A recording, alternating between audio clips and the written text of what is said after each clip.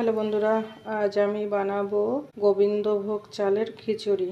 এখানে যতটা পরিমাণ চাল নিয়েছি ততটা পরিমাণে ডাল। কড়াইটা বসিয়ে দিয়েছি আর এপাশে বসিয়ে দিয়েছি জল গরম।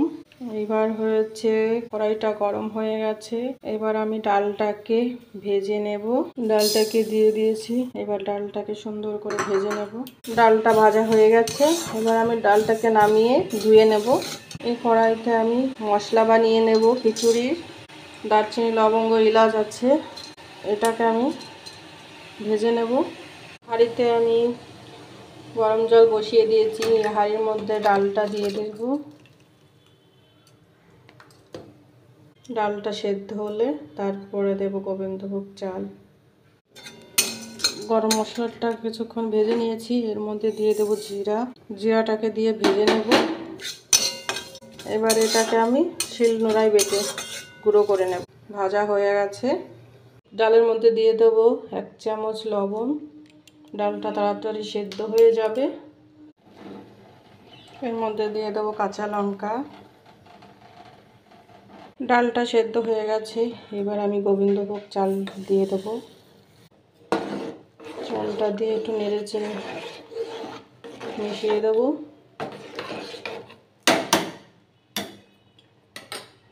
এবার আমি খিচুড়িতে দেওয়ার জন্য মশলা বানিয়ে নেব। প্রথমে দিয়ে দেব 1 চামচ জিরের গুঁড়ো, তারপরে 1 চামচ ধনের গুঁড়ো, দিয়ে দেব লবণ। আগে থেকে লবণ কিছুটা দিয়েছি, বেশি লবণ দেব না। দিয়ে দেব হলুদ গুঁড়ো আর দেব 1 চামচ আদা বাটা।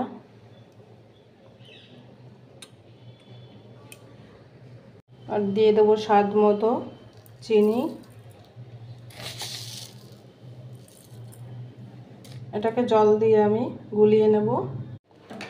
মশলাটাকে গুলিয়ে নিয়েছি, এবার আমি দিয়ে দেব খিচুড়ির মধ্যে, দিয়ে এটাকে ভালো করে মিশিয়ে দেব।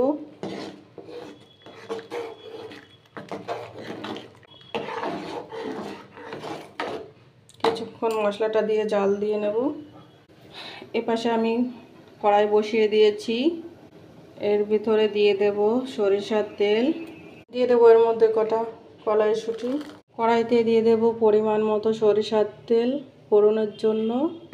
এবার দিয়ে দেব 2 শুকনো লঙ্কা ফোড়ন, আর দেব দারচিনি, লবঙ্গ, এলাচ, দিয়ে দেব 2 তেজপাতা, দেব 5 ফোড়ন।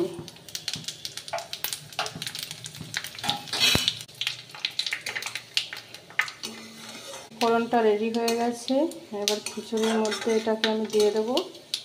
ভেজে রাখা ফোড়নটা আমি খিচুড়ির মধ্যে দিয়ে দিয়েছি। খিচুড়ির মধ্যে আমি ফোড়নটা দিয়ে দিয়েছি, এটাকে নেড়ে চেড়ে মিশিয়ে নেব। এইবার ভেজে রাখা গরম মশলার গুঁড়ো দিয়ে দেব আমি। নামানোর আগে ভেজে রাখা গরম মশলার গুঁড়ো দিয়ে দেব। দিয়ে দেবো 1 চামচ ঘি। এটাকে দিয়ে ভালো করে নেড়ে চেড়ে মিশিয়ে নামিয়ে নেব। খুব সুন্দর গন্ধ বেরিয়েছে খিচুড়িটা রেডি হয়ে গেছে। সঙ্গে থাকবে লাবড়া তরকারি।